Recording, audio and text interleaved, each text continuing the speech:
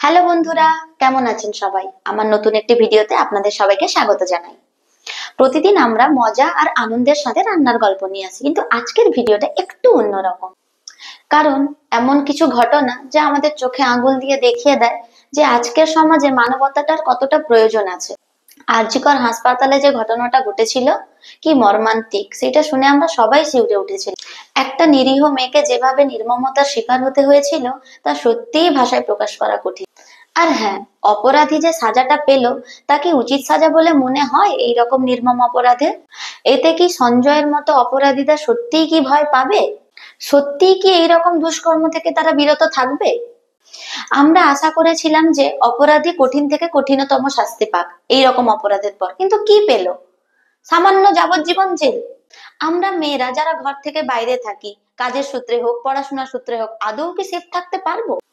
আপনাদের কি মতামত আমাকে কমেন্ট সেকশনে নিশ্চয়ই জানাবেন। সত্যি এমন খবর আমাদের মনটাকে ভারী করে তোলে, কিন্তু আর কি করবেন বলুন?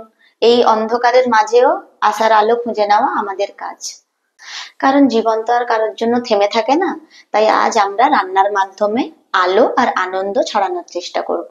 চলুন মনটাকে হালকা করে শুরু করা যাক আজকের রান্না। আজকে বানাতে চলেছি ভেজিটেবল তন্দুর বল, যার জন্য নিয়ে নিয়েছি বাঁধাকপি, ধনেপাতা, গাজর, আদা, পেঁয়াজ, কাঁচা লঙ্কা, রসুন আর ধনেপাতা। আর সাথে মশলার জন্য নিয়েছি লাল লঙ্কার গুঁড়ো, ধনে গুঁড়ো, জিরে গুঁড়ো আর গরম মশলা আর কস্তুরি মেথি আর গরম মশলাটা একটু বেশি করে নেবেন। আর নিয়েছি একটু জোয়ান, লেবু আর বিট লবণ আর লবণ। চলুন একে একে সমস্ত সবজিগুলোকে কেটে নিই।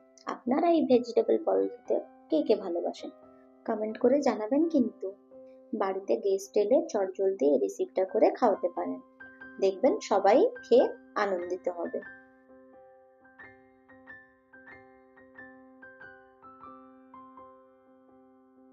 এখানে আদা রসুনকে আমি পেস্ট করে নিই, থেতো করে নিয়েছি, দিলে এর ফ্লেভারটা আরো ভালো পাওয়া যায়। এখানে আমি নিয়ে নিয়েছি ময়দা আর কর্নফ্লাওয়ার।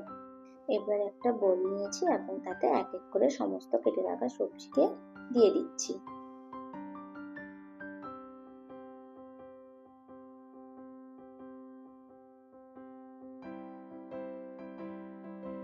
এরপর এতে এক এক করে সমস্ত মশলাগুলোও দিয়ে দিলাম।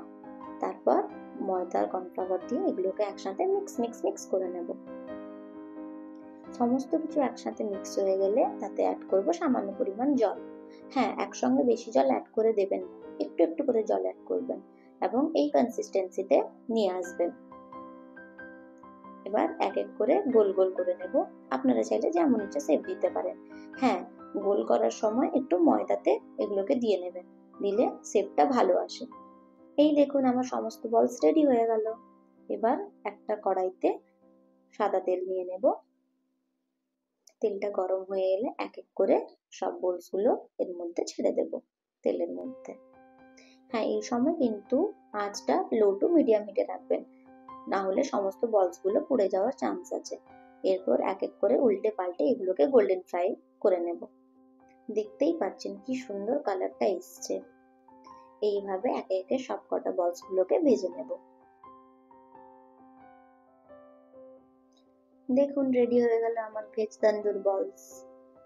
এইভাবে পেঁয়াজ, একটু লেবু আর গ্রিন চাটনি আর সসের সাথে পরিবেশন করুন। দাঁড়ান একবার টেস্ট করে দেখাই। অসম্ভব সুন্দর, যেমন ক্রিস্পি তেমন টেস্টি। একবার কিন্তু নিশ্চয়ই ট্রাই করবেন আর জানাবেন কিন্তু কমেন্টে কেমন লাগলো। আজকের এই ভিডিওটা যদি আপনাদের ভালো লেগে থাকে তাহলে লাইক, শেয়ার এন্ড সাবস্ক্রাইব করে দেবেন।